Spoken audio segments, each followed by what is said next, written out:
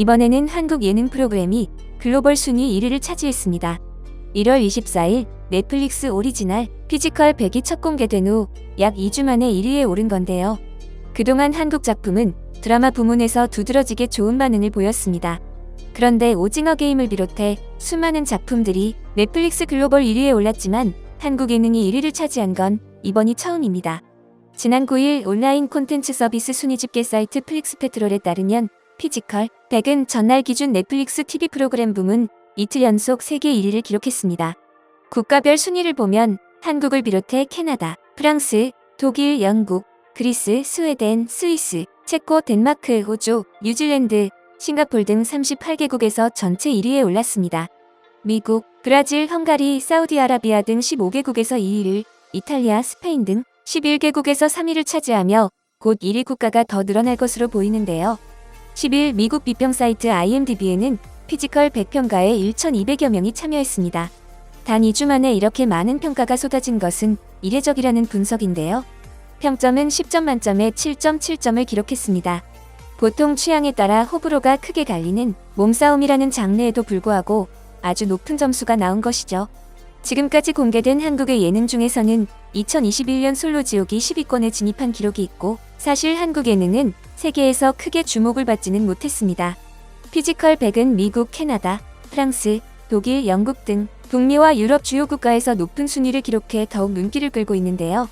피지컬 100은 상금 3억 원을 걸고 참가자 100명 가운데 가장 강력한 신체를 찾는 서바이벌 예능입니다.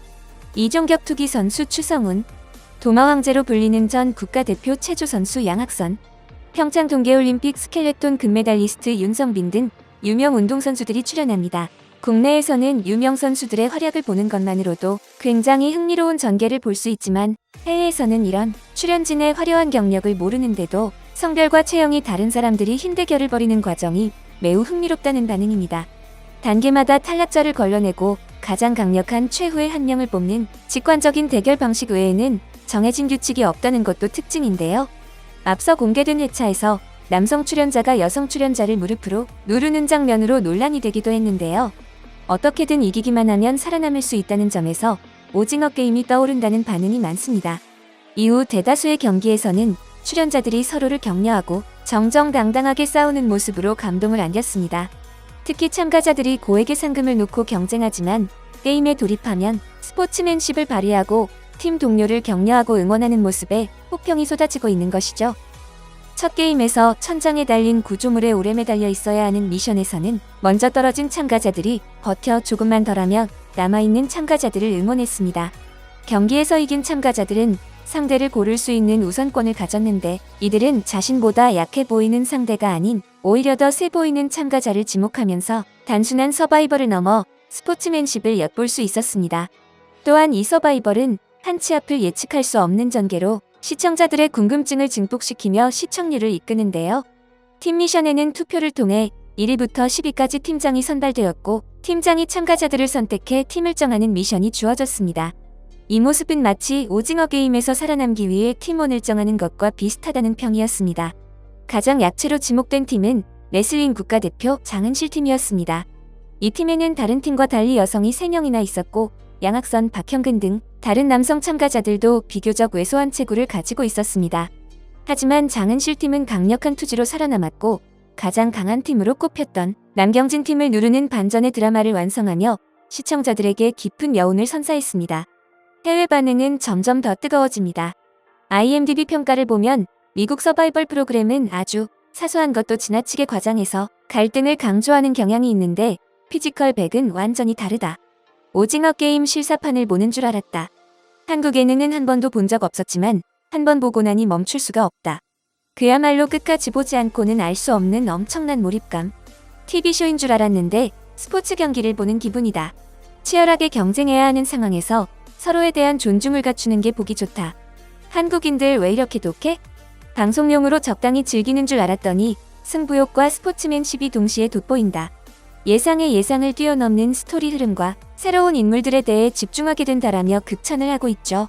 이에 K드라마의 저력을 세계에 알린 오징어 게임에 이어 세계를 뒤흔들 K예능이 탄생했다는 기대가 나오고 있습니다. 영국 매체 가디언도 오징어 게임이 글래디에이터를 만났다는 제목의 기사에서 디스토피아 스릴러에 나올 것 같은 초인간적인 출연진이 잔혹한 미션들을 수행하는 내용인데도 매력적이고 사랑스럽다라며 참가자들은 수십 년 동안 자신의 몸을 조각해왔지만 그들은 서로를 매우 지지하고 격려했으며 경쟁에서 탈락한 상대방에게 미안해했다. 놀랍게도 가식이나 허풍이 없는 쇼라고 평가했습니다. 레슬링, 씨름, 이종격투기 등 특정 운동 종목의 규칙을 따르는 방식이 아닌 오래 매달리기, 공 뺏기 등 단순한 경기들이 펼쳐진다는 점도 해외 시청자들에게는 매력적인 요소입니다. 한국어를 모르더라도 직관적으로 내용을 이해하기 쉽기 때문이죠. 특히 여성 참가자 김다영이 해외 네티즌들의 큰 주목을 받았는데요. 5대5 팀전에서 참가자들은 직접 다리를 만들고 재빠르게 그 다리를 건너 무거운 모래를 옮겨야 했는데 다리 건설을 맡은 참가자들은 대부분 빠른 속도에 치중해 다리를 완성했습니다. 하지만 결과는 낭패였습니다.